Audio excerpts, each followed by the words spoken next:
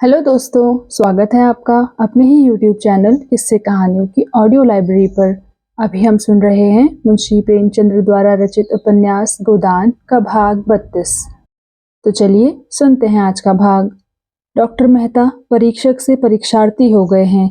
मालती से दूर दूर रहकर उन्हें ऐसी शंका होने लगी कि उसे खो न बैठें। कई महीनों से मालती उनके पास न आई थी और जब वह विफल होकर उसके घर गए तो मुलाकात न हुई।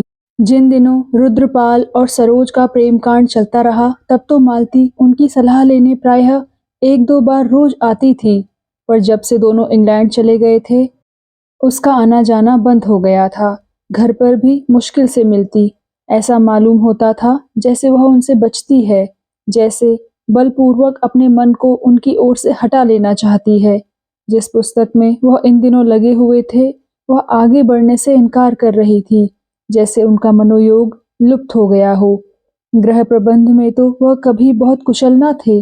सब मिलाकर 1,000 रुपये से अधिक महीने में कमा लेते थे, मगर बचत एक धेले की भी न होती थी। रोटी दाल खाने के सिवा और उनके हाथ कुछ न था।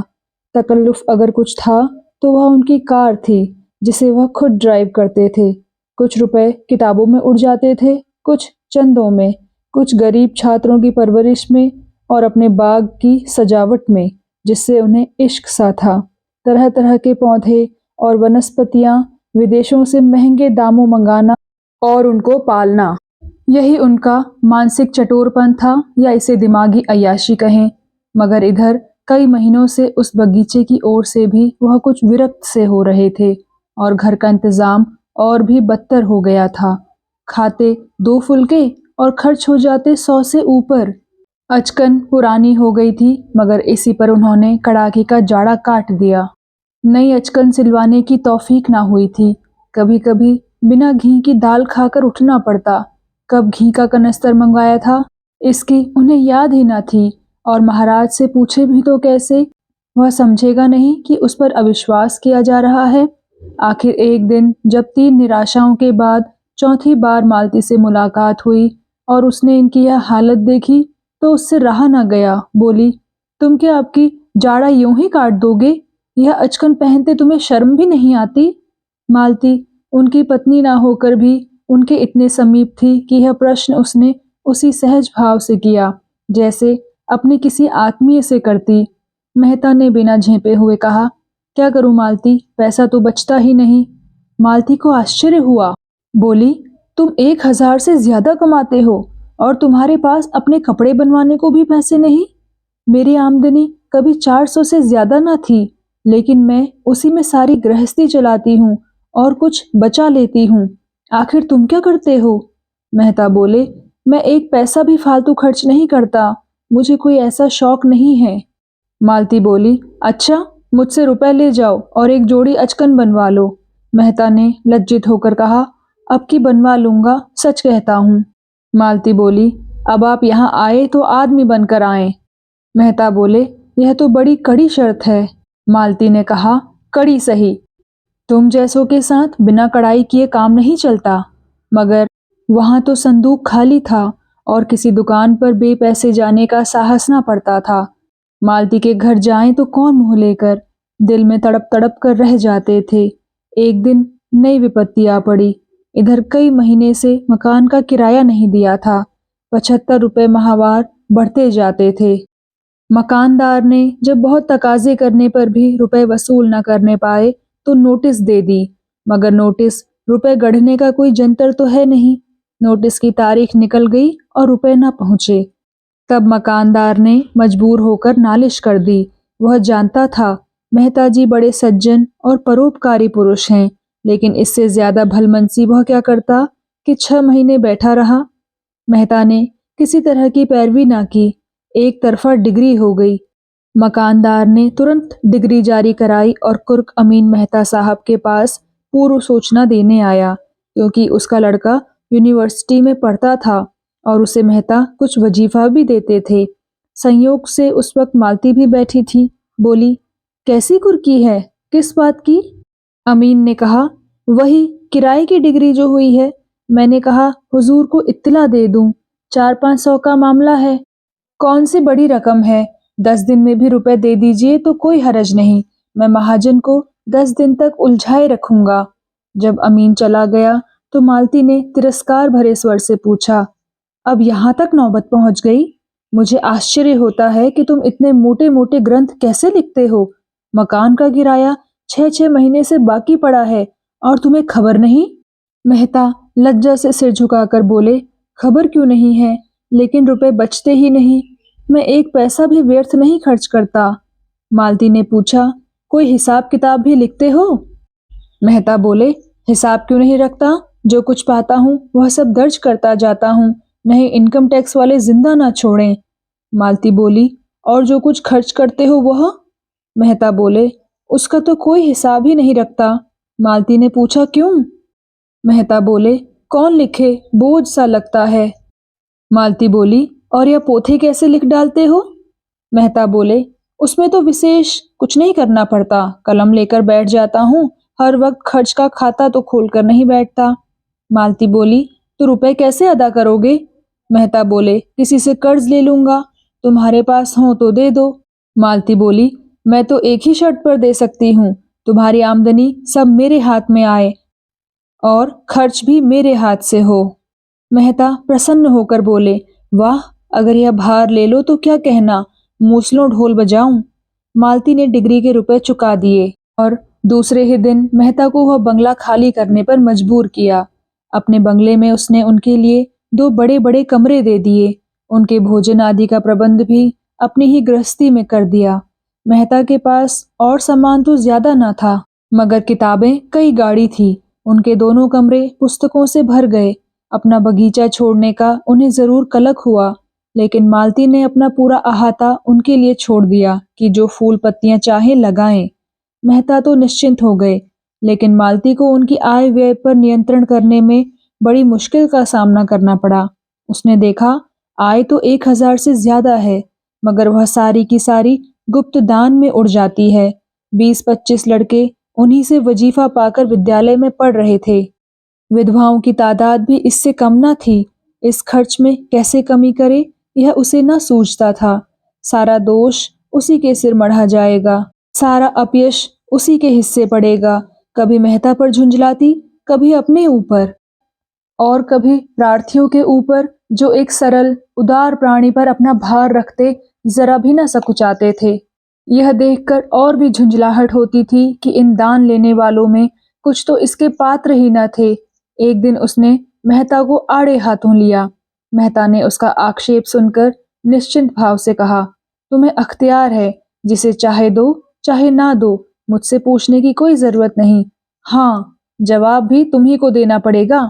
मालती ने चिढ़कर कहा, हाँ और क्या, यश तो तुम लो, अपयश मेरे सिर मढ़ो। मैं नहीं समझती तुम किस तर्क से इस दान प्रथा का समर्थन कर सकते हो।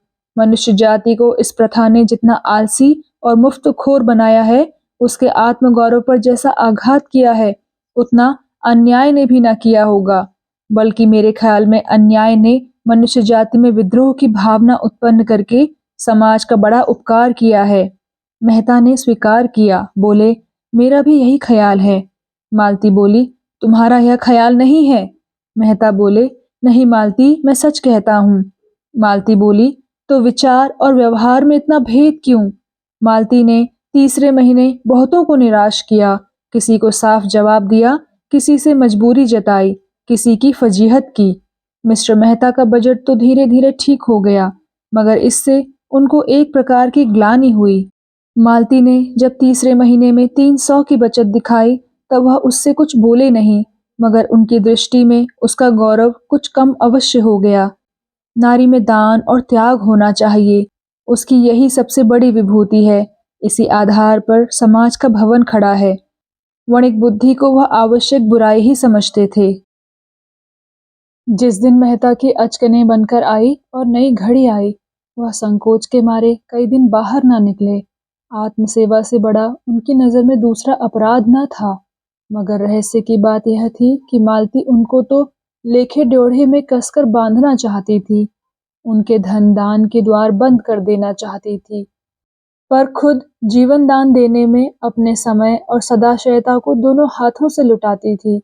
अमीरों के घर तो वह बिना फीस लिए न जाती थी, लेकिन गरीबों को मुफ्त देखती थी, मुफ्त दवा भी देती थी। दोनों में अंतर इतना ही था कि मालती घर की भी थी और बाहर की भी। मेहता केवल बाहर के थे, घर उनके लिए न था। निजत्व दोनों मिटाना चाहते थे। मेहता का रास्ता साफ था, उन पर अपनी जात के सिवा और कोई जिम्मेदारी न थी।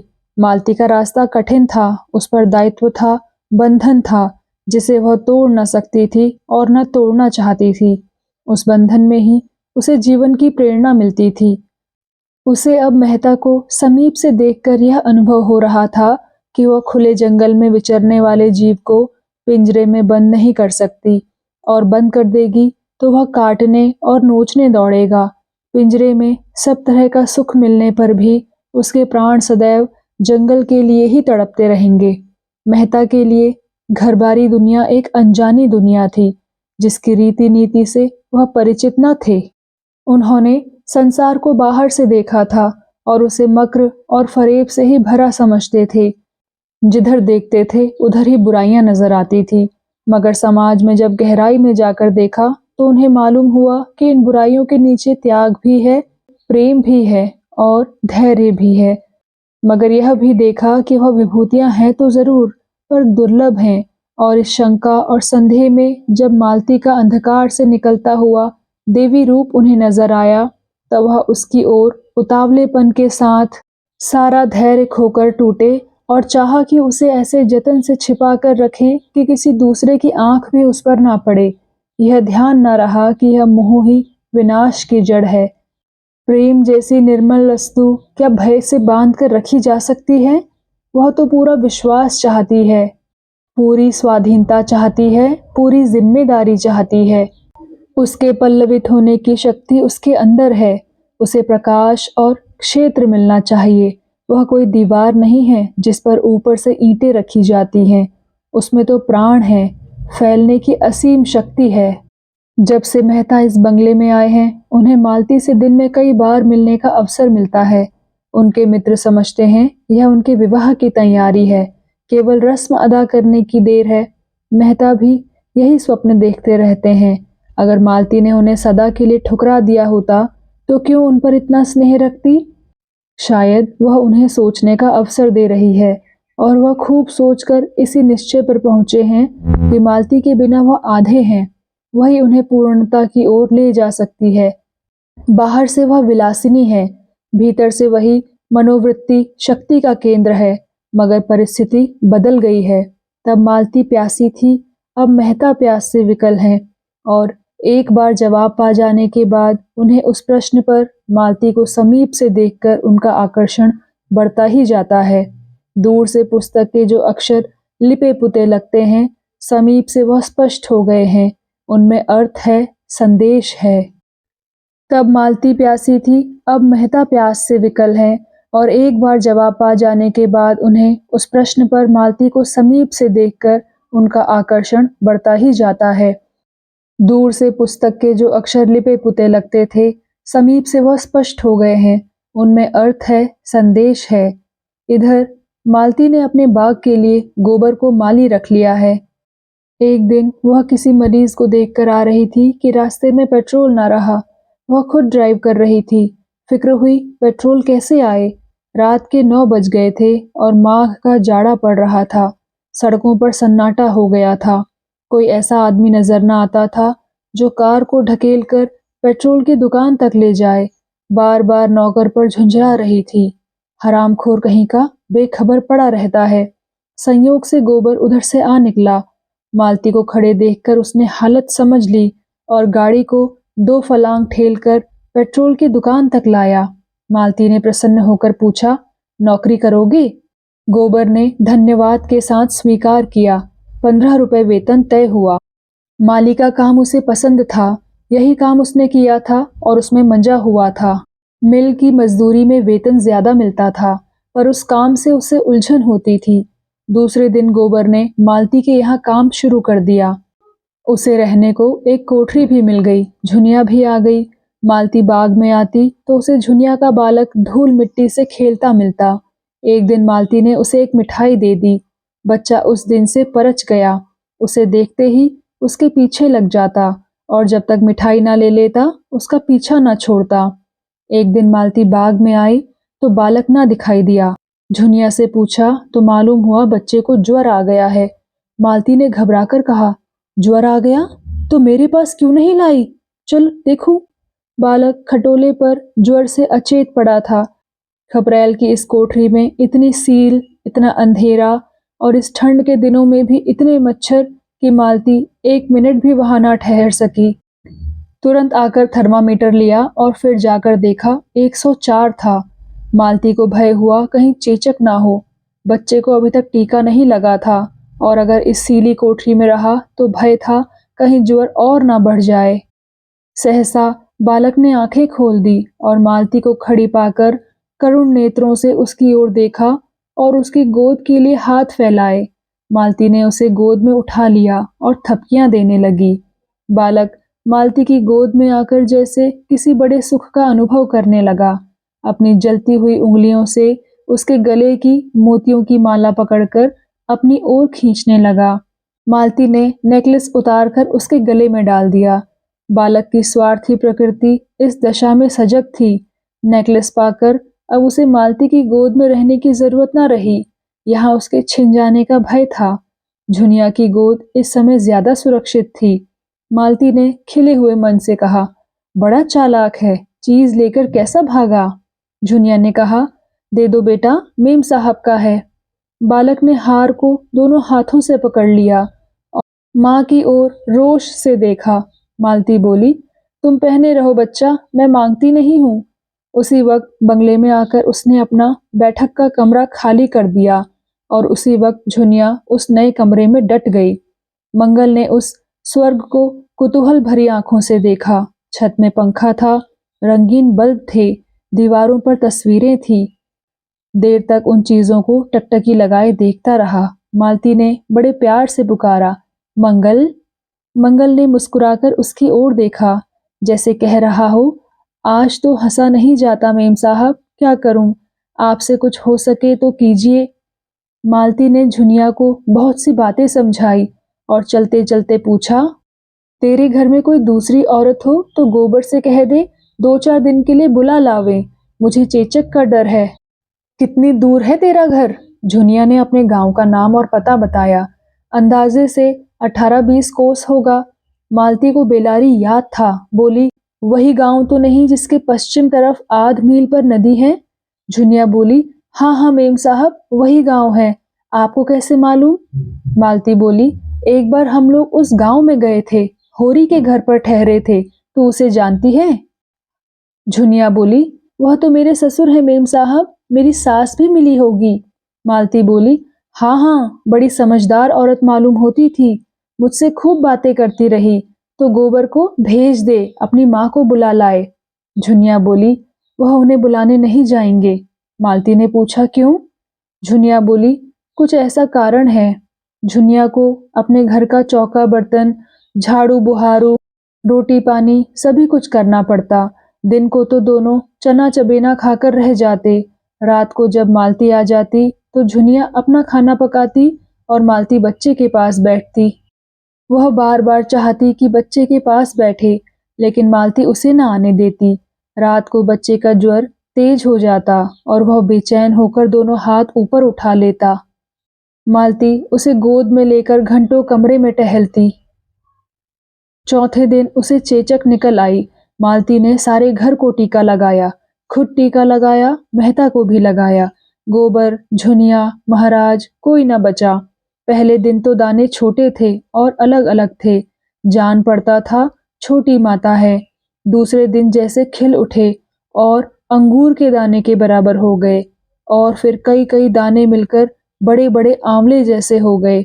मंगल जलन और खुजली तथा पीड़ा से बेचैन होकर करुण स्वर में करहाता और दीन असहाय नेत्रों से मालती की ओर देखता। उसका करहाना भी प्रौढ़ों का सा था और दृष्टि में भी प्रौढ़ता थी, जैसे वह एकाएक जवान हो गया हो। इस असह्य वेदना ने मानो उसके अबोध शिशुपन को मिटा डाला हो। उसकी शिशु बुद्धि मानो अज्ञान होकर समझ रही थी कि मालती ही के जतन से वह अच्छा हो सकता है। मालती ज्यों ही किसी काम से चली जाती वह रोने लगता। मालती के आते ही चुप हो जाता। रात को उसकी बेचैनी बढ़ जाती और मालती को प्रायः सारी रात बैठना पड़ जाता, मगर वह न कभी झुंझलाती न चिढ़ती। हाँ, झुनिया पर उसे कभी-कभी अवश्य क्रोध आता, क्योंकि वह अज्ञान के कारण जो न करना चाहिए, वह कर बैठती। गोबर और झुनिया दोनों की आस्था झाड़-फूँक में अधिक थी। यहाँ उसको कोई अवसर न मिलता, उस पर झुनिया तो बच्चे की माँ होकर बच्चे का पालन करना न जानती थी। मंगल दिख करता तो उसे डांटती कोसती, जरा सा भी अवकाश पाती तो जमीन पर सो जाती और सवेरे से पहले न उठती। और गोबर तो उस कमरे में आते जैसे डरता था। मालती वहां बैठी है, कैसे जाए। झुनिया से बच्चे का हाल हवाल पूछ लेता और खाकर पड़ा रहता। उस चोट के बाद वह पूरा स्वस्थ न हो पाया था, थोड़ा सा काम करके भी थक जाता था। उन दिनों जब झुनिया घास बेचती थी और वह आराम से पड़ा रहता था, वह कुछ हरा हो गया था। मगर इधर कई महीने बोझ ढोने और चूने गारे का काम करने से उसकी दशा गिर गई थी। उस पर यहाँ काम बहुत था। सारे बाग को पानी निकाल कर सींचना, क्यारियों को गोड़ना, घास छीलना, गायों को चारा पानी देना और दुहना। और जो मालिक इतना दयालु हो, उसके काम में कामचोरी कैसे करे। यह एहसान उसे एक क्षण भी आराम से न बैठने देता। और जब मेहता खुद खुरपी लेकर बाग में काम करते तो वह कैसे आराम करता। वह खुद सूखता था पर बाग हरा हो रहा था। मिस्टर मेहता को भी बालक से स्नेह हो गया था। एक दिन मालती ने उसे गोद में लेकर उनकी मूछ उखड़वा दी थी। दुष्ट ने मूछों को ऐसा पकड़ा था कि समूल ही उखाड़ लेगा। मेहता की आंखों में आंसू भर आए थे। मेहता ने बिगड़कर कहा था, बड़ा शैतान लौंडा है। मालती ने उन्हें डांटा था, तुम मूछें साफ क्यों नहीं कर लेते। मेहता बोले, मेरी मूछें मुझे प्राणों से भी प्रिय हैं। मालती बोली, अब की पकड़ लेगा तो उखाड़ कर ही छोड़ेगा। मेहता बोले, तो मैं इसके कान भी उखाड़ लूंगा। मंगल को उनकी मूछें उखाड़ने में कोई खास मजा आया था। वह खूब खिलखिलाकर हंसा था और मूछों को और जोर से खींचता था। मगर मेहता को भी शायद मूछें उखड़वाने में मजा आया था, क्योंकि वह प्रायः 2-1 बार रोज उससे अपनी मूछों की रसाकसी करा लिया करते थे। इधर जब से मंगल को चेचक निकल आई थी, मेहता को भी बड़ी चिंता हो गई थी। अक्सर कमरे में जाकर मंगल को व्यथित आंखों से देखा करते। उसके कष्टों की कल्पना करके उनका कोमल हृदय हिल जाता था। उनके दौड़ धूप से वह अच्छा हो जाता तो पृथ्वी के उस छोर तक दौड़ लगाते। रुपए खर्च करने से अच्छा होता तो चाहे भीख ही मांगना पड़ता, वह उससे अच्छा करके ही रहते। लेकिन यहाँ कोई बस न था। उसे छूते भी उनके हाथ कांपते थे, कहीं उसके आंवले न टूट जाएं। मालती कितने कोमल हाथ से उसे उठाती थी, कंधे पर उठाकर कमरे में टहलाती थी और कितने स्नेह से उसे बहलाकर दूध पिलाती थी। यह वात्सल्य मालती को उनकी दृष्टि में न जाने कितना ऊंचा उठा देता था। मालती केवल रमणी नहीं है, माता है, और ऐसी वैसी माता नहीं, सच्चे अर्थों में देवी और माता तथा जीवन देने वाली, जो पराये बालक को भी अपना समझ सकती है। जैसे उसने मातापन का सदैव संचय किया हो और आज दोनों हाथों से उसे लुटा रही हो। उसके अंग अंग से मातापन फूटा पड़ता था, मानो यही उसका यथार्थ रूप हो। यह हाव भाव, यह शौक सिंगार उसके मातापन के आवरण मात्र हो, जिसमें उस विभूति की रक्षा होती रहे। रात को 1 बज गया था। मंगल का रोना सुनकर मेहता चौंक पड़े। सोचा, बेचारी मालती आधी रात तक तो जागती रही होगी। इस वक्त उसे उठने में कितना कष्ट होगा। अगर द्वार खुला हो तो मैं ही बच्चे को चुप करा दूं। तुरंत उठकर उस कमरे के द्वार पर आए और शीशे से अंदर झांका। मालती बच्चे को गोद में लिए बैठी थी और बच्चा अनायास ही रो रहा था। शायद उसने कोई स्वप्न देखा था या और किसी वजह से डर गया था। मालती चुमकारती थी, थपकाती थी, तस्वीरें दिखाती थी, गोद में लेकर टहलती थी, पर बच्चा चुप होने का नाम न लेता था। मालती का यह अटूट वात्सल्य, यह अदम्य मातृ भाव देखकर उनकी आंखें सजल हो गई। मन में ऐसा पुलक उठा कि अंदर जाकर मालती के चरणों को हृदय से लगा लें। अंतःस्थल से अनुराग में डूबे हुए शब्दों का एक समूह मचल पड़ा। प्रिय, मेरे स्वर्ग की देवी, मेरी रानी। और उसी प्रेमोन्माद में उन्होंने पुकारा, मालती, जरा द्वार खोल दो। मालती ने आकर द्वार खोल दिया और उनकी ओर जिज्ञासा की आंखों से देखा। मेहता ने पूछा, क्या झुनिया नहीं उठी? यह तो बहुत रो रहा है। मालती ने संवेदना भरे स्वर में कहा, आज 8वां दिन है, पीड़ा अधिक होगी इसी से। मेहता बोले, तो लाओ मैं कुछ देर टहला दूं, तुम थक गई हो।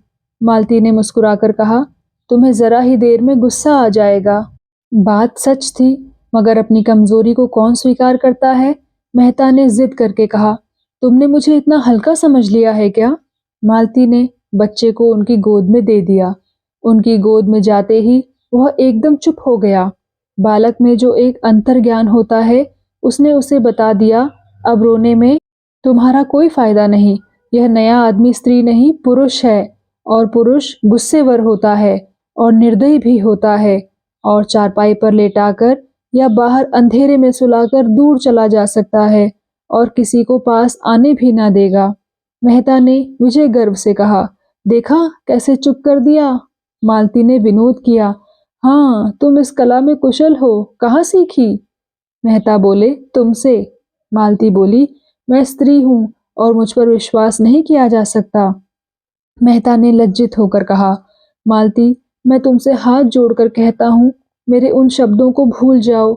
इन कई महीनों में कितना पछताया हूँ, कितना लज्जित हुआ हूँ, कितना दुखी हुआ हूँ। शायद तुम इसका अंदाजा न कर सको। मालती ने सरल भाव से कहा, मैं तो भूल गई, सच कहती हूँ। मेहता ने पूछा, मुझे कैसे विश्वास आए? मालती बोली, उसका प्रमाण यही है कि हम दोनों एक ही घर में रहते हैं, एक साथ खाते हैं, हंसते हैं और बोलते हैं। मेहता बोले, क्या मुझे कुछ याचना करने की अनुमति ना दोगी? उन्होंने मंगल को खाट पर लिटा दिया, जहां वह दुबक कर सो रहा, और मालती की ओर प्रार्थी आंखों से देखा, जैसे उसी अनुमति पर उनका सब कुछ टिका हुआ हो। मालती ने आर्द्र होकर कहा, तुम जानते हो, तुमसे ज्यादा निकट संसार में मेरा कोई दूसरा नहीं है। मैंने बहुत दिन हुए अपने को तुम्हारे चरणों पर समर्पित कर दिया। तुम मेरे पथ प्रदर्शक हो, मेरे देवता हो, मेरे गुरु हो। तुम्हें मुझसे कुछ याचना करने की जरूरत नहीं, मुझे केवल संकेत कर देने की जरूरत है। जब मुझे तुम्हारे दर्शन न हुए थे और मैंने तुम्हें पहचाना ना था, भोग और आत्म सेवा ही मेरे जीवन का इष्ट था। तुमने आकर उसे प्रेरणा दी, स्थिरता दी। मैं तुम्हारे एहसान कभी नहीं भूल सकती। मैंने नदी की तट वाली तुम्हारी बातें गांठ बांध ली। दुख यही हुआ कि तुमने भी मुझे वही समझा जो कोई दूसरा पुरुष समझता, जिसकी मुझे तुमसे आशा न थी। उसका दायित्व मेरे ऊपर है, यह मैं जानती हूँ, लेकिन तुम्हारा अमूल्य प्रेम पाकर भी मैं वही बनी रहूंगी। ऐसा समझकर तुमने मेरे साथ अन्याय किया। मैं इस समय कितने गर्व का अनुभव कर रही हूँ, यह तुम नहीं समझ सकते। तुम्हारा प्रेम और विश्वास पाकर अब मेरे लिए कुछ भी शेष नहीं रह गया है। यह वरदान मेरे जीवन को सार्थक कर देने के लिए काफी है। यह मेरी पूर्णता है। यह कहते कहते मालती के मन में ऐसा अनुराग उठा कि मेहता के सीने से लिपट जाए। भीतर की भावनाएं बाहर आकर मानो सत्य हो गई थी। उसका रोम रोम पुलकित हो उठा। जिस आनंद को उसने दुर्लभ समझ रखा था, वह इतना सुलभ, इतना समीप है। और हृदय का वह आह्लाद मुख पर आकर उसे ऐसी शोभा देने लगा कि मेहता को उसमें देवत्व की आभा दिखी। यह नारी है या मंगल की पवित्रता की और त्याग की प्रतिमा? उसी वक्त झुनिया जाग कर उठ बैठी और मेहता अपने कमरे में चले गए, और फिर 2 सप्ताह तक मालती से कुछ बातचीत करने का अवसर उन्हें ना मिला। मालती कभी उनसे एकांत में ना मिलती। मालती के वह शब्द उनके हृदय में गूंजते रहते। उनमें कितनी सांत्वना थी, कितनी विनय थी, कितना नशा था। 2 सप्ताह में मंगल अच्छा हो गया। हाँ, मुंह पर चेचक के दाग ना भर सके। उस दिन मालती ने आसपास के लड़कों को भरपेट मिठाई खिलाई और जो मनौतियां कर रखी थी वह भी पूरी की। इस त्याग के जीवन में कितना आनंद है, इसका अब उसे अनुभव हो रहा था। झुनिया और गोबर का हर्ष मानो उसके भीतर प्रतिबिंबित हो रहा था। दूसरों के कष्ट निवारण में उसने जिस सुख और उल्लास का अनुभव किया, वह कभी भोग विलास के जीवन में न किया था। वह लालसा अब उन फूलों की भांति क्षीण हो गई थी जिसमें फल लग रहे हों। अब वह उस दर्जे से आगे निकल चुकी थी जब मनुष्य स्थूल आनंद को परम सुख मानता है। यह आनंद अब उसे तुच्छ पतन की ओर ले जाने वाला कुछ हल्का बल्कि विभत्स सा लगता था। उस बड़े बंगले में रहने का क्या आनंद जब उसके आसपास मिट्टी के झोंपड़े मानो विलाप कर रहे हों। कार पर चढ़कर अब उसे गर्व नहीं होता। मंगल जैसे अबोध बालक ने उसके जीवन में कितना प्रकाश डाल दिया, उसके सामने सच्चे आनंद का द्वार सा खोल दिया। एक दिन मेहता के सिर में जोर का दर्द हो रहा था। वह आंखें बंद किए चारपाई पर पड़े तड़प रहे थे कि मालती ने आकर उनके सिर पर हाथ रखकर पूछा, कब से यह दर्द हो रहा है? मेहता को ऐसा जान पड़ा उनके कोमल हाथों ने जैसे सारा दर्द खींच लिया। उठकर बैठ गए और बोले, दर्द तो दोपहर से ही हो रहा था और ऐसा सिर दर्द मुझे आज तक कभी नहीं हुआ था, मगर तुम्हारे हाथ रखते ही सिर ऐसा हल्का हो गया है मानो दर्द था ही नहीं। तुम्हारे हाथों में यह सिद्धि है। मालती ने उन्हें कोई दवा लाकर खाने को दे दी और आराम से लेटे रहने को ताकीद करके तुरंत कमरे से निकल जाने को हुई। मेहता ने आग्रह करके कहा, जरा 2 मिनट बैठोगी नहीं? मालती ने द्वार पर से पीछे फिरकर कहा, इस वक्त बातें करोगे तो शायद फिर दर्द होने लगे। आराम से लेटे रहो। आजकल मैं तुम्हें हमेशा कुछ न कुछ पढ़ते या लिखते देखती हूँ। 2-4 दिन लिखना पढ़ना छोड़ दो। मेहता बोले, तुम 1 मिनट बैठोगी नहीं क्या? मालती बोली, मुझे एक मरीज को देखने जाना है। मेहता बोले, अच्छी बात है, जाओ।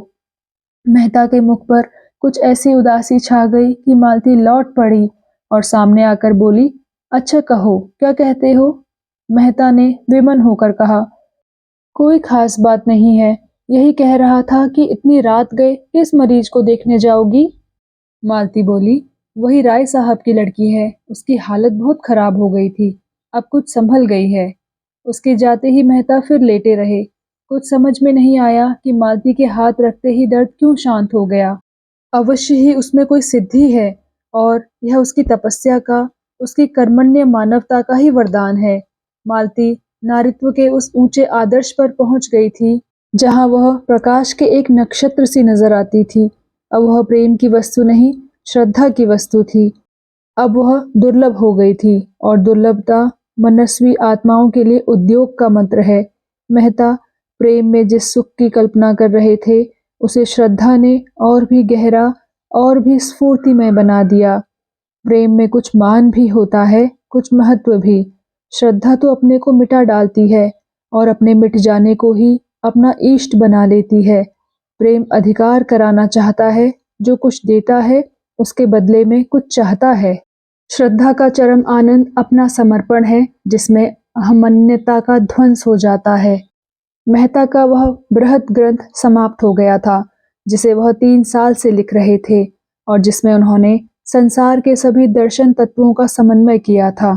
यह ग्रंथ उन्होंने मालती को समर्पित किया और जिस दिन उसकी प्रतियां इंग्लैंड से आई और उन्होंने एक प्रति मालती को भेंट की, वह उसे अपने नाम से समर्पित देखकर विस्मित भी हुई और दुखी भी। उसने कहा, यह तुमने क्या किया? मैं तो अपने को इस योग्य नहीं समझती। मेहता ने गर्व से कहा, लेकिन मैं तो समझता हूँ, यह तो कोई चीज नहीं। मेरे तो अगर 100 प्राण होते तो वह भी तुम्हारे चरणों पर न्यौछावर कर देता। मालती बोली, मुझ पर, जिसने स्वार्थ सेवा के सिवा कुछ जाना ही नहीं? मेहता बोले, तुम्हारे त्याग का एक टुकड़ा भी मैं पा जाता तो अपने को धन्य समझता। तुम देवी हो। मालती बोली, पत्थर की, इतना और क्यों नहीं कहते? मेहता बोले, त्याग की, मंगल की और पवित्रता की। मालती बोली, तब तुमने मुझे खूब समझा। मैं और त्याग? मैं तुमसे सच कहती हूँ, सेवा या त्याग का भाव कभी मेरे मन में नहीं आया। जो कुछ करती हूँ प्रत्यक्ष या अप्रत्यक्ष स्वार्थ के लिए करती हूँ। मैं गाती इसलिए नहीं कि त्याग करती हूँ या अपने गीतों से दुखी आत्माओं को सांत्वना देती हूँ, बल्कि केवल इसलिए कि उससे मेरा मन प्रसन्न होता है। इसी तरह दवा दारू भी गरीबों को दे देती हूँ, केवल अपने मन को प्रसन्न करने के लिए। शायद मन का अहंकार इसमें सुख मानता है, तो मुझे खामख्वाह देवी बनाए डालते हो। अब तो इतनी कसर रह गई है कि धूप दीप लेकर मेरी पूजा करो। मेहता ने कातर स्वर में कहा। वह तो मैं बरसों से कर रहा हूँ मालती, और उस वक्त तक करता जाऊंगा जब तक वरदान न मिलेगा। मालती ने चुटकी ली, बोली, तो वरदान पा जाने के बाद शायद देवी को मंदिर से निकाल फेंको। मेहता संभल कर बोले, अब तो मेरी अलग सत्ता ही ना रहेगी, उपासक उपास्य में लय हो जाएगा। मालती ने गंभीर होकर कहा, नहीं मेहता, मैं महीनों से इस प्रश्न पर विचार कर रही हूँ और अंत में मैंने यह तय किया है कि मित्र बनकर रहना स्त्री पुरुष बनकर रहने से कहीं सुखकर है। तुम मुझसे प्रेम करते हो, मुझ पर विश्वास करते हो, और मुझे भरोसा है कि आज अवसर आ पड़े तो तुम मेरी रक्षा प्राणों से करोगे। तुम में मैंने अपना पथ प्रदर्शक ही नहीं, अपना रक्षक भी पाया है। मैं तुमसे प्रेम करती हूँ, तुम पर विश्वास करती हूँ, और तुम्हारे लिए कोई ऐसा त्याग नहीं है जो मैं ना कर सकूं। और परमात्मा से मेरी यही विनय है कि वह जीवन पर्यंत मुझे इसी मार्ग पर दृढ़ रखे। हमारी पूर्णता के लिए, हमारी आत्मा के विकास के लिए और क्या चाहिए? अपनी छोटी सी गृहस्थी बनाकर, अपनी आत्माओं को छोटे से पिंजरे में बंद करके, अपने सुख दुख को अपने तक ही रखकर क्या हम असीम के निकट पहुंच सकते हैं? वह तो हमारे मार्ग में बाधा ही डालेगा। कुछ विरले प्राणी ऐसे भी हैं जो पैरों में यह बेड़ियां डालकर भी विकास के पथ पर चल सकते हैं, और चल रहे हैं। यह भी जानती हूँ कि पूर्णता के लिए पारिवारिक प्रेम और त्याग तथा बलिदान का बहुत बड़ा महत्व है, लेकिन मैं अपनी आत्मा को उतना दृढ़ नहीं पाती। जब तक ममत्व नहीं है, अपनत्व नहीं है, तब तक जीवन का मोह नहीं है, स्वार्थ का जोर नहीं है। जिस दिन मन मोह में आसक्त हुआ और हम बंधन में पड़े, उस क्षण हमारा मानवता का क्षेत्र सिकुड़ जाएगा। नई नई जिम्मेदारियां आ जाएंगी और हमारी सारी शक्ति उन्हीं को पूरा करने में लगने लगेंगी। तुम्हारे जैसे विचारवान प्रतिभाशाली मनुष्य की आत्मा को मैं इस कारागार में बंदी नहीं करना चाहती। अभी तक तुम्हारा जीवन यज्ञ था, जिसमें स्वार्थ के लिए बहुत थोड़ा स्थान था। मैं उसको नीचे की ओर ना ले जाऊंगी। संसार को तुम जैसे साधकों की जरूरत है, जो अपनेपन को इतना फैला दें कि सारा संसार अपना हो जाए। संसार में अन्याय की, आतंक की, भय की दुहाई मची हुई है। अंधविश्वास का, कपट धर्म का, स्वार्थ का प्रकोप छाया हुआ है। तुमने वह आर्त पुकार सुनी है, तुम भी ना सुनोगे तो सुनने वाले कहाँ से आएंगे? और असत्य प्राणियों की तरह तुम भी उसकी ओर से अपने कान नहीं बंद कर सकते हो। तुम्हें वह भोजन भार हो जाएगा। अपनी विद्या और बुद्धि को, अपनी जागी हुई मानवता को और भी उत्साह और जोर के साथ उसी रास्ते पर ले जाओ। मैं भी तुम्हारे पीछे पीछे चलूंगी। अपने जीवन के साथ मेरा जीवन भी सार्थक कर दो। मेरा तुमसे यही आग्रह है। अगर तुम्हारा मन सांसारिकता की ओर लपकता है, तब भी मैं अपना काबू चलते तुम्हें उधर से हटाऊंगी, और ईश्वर ना करे कि मैं असफल हो जाऊं, लेकिन तब मैं तुम्हारा साथ 2 बूंद आंसू गिराकर छोड़ दूंगी, और कह नहीं सकती मेरा क्या अंत होगा, किस घाट लगूंगी, पर चाहे वह कोई घाट हो, इस बंधन का घाट ना होगा। बोलो, मुझे क्या आदेश देते हो? मेहता सिर झुकाए सुनते रहे। एक एक शब्द मानो उनके भीतर की आंखें इस तरह खोले देता था जैसे अब तक कभी न खुली थी। वह भावनाएं जो अब तक उनके सामने स्वप्न चित्रों की तरह आई थी, अब जीवन सत्य बनकर स्पंदित हो गई थी। वह अपने रोम रोम में प्रकाश और उत्कर्ष का अनुभव कर रहे थे। जीवन के महान संकल्पों के सम्मुख हमारा बालपन हमारी आंखों में फिर जाता है। मेहता की आंखों में मधुर बाल स्मृतियां सजीव हो उठी, जब वह अपनी विधवा माता की गोद में बैठकर महान सुख का अनुभव किया करते थे। कहाँ है वह माता? आए और देखें अपने बालक की इस सुकीर्ति को। मुझे आशीर्वाद दो, तुम्हारा वह जिद्दी बालक आज एक नया जन्म ले रहा है। उन्होंने मालती के चरण दोनों हाथों से पकड़ लिए और कांपते हुए बोले, तुम्हारा आदेश स्वीकार है मालती। और दोनों एकांत होकर प्रगाढ़ आलिंगन में बंध गए। दोनों की आंखों से आंसुओं की धारा बह रही थी। तो दोस्तों, कैसा लगा आपको आज का भाग? कृपया कमेंट सेक्शन में आकर जरूर बताइएगा।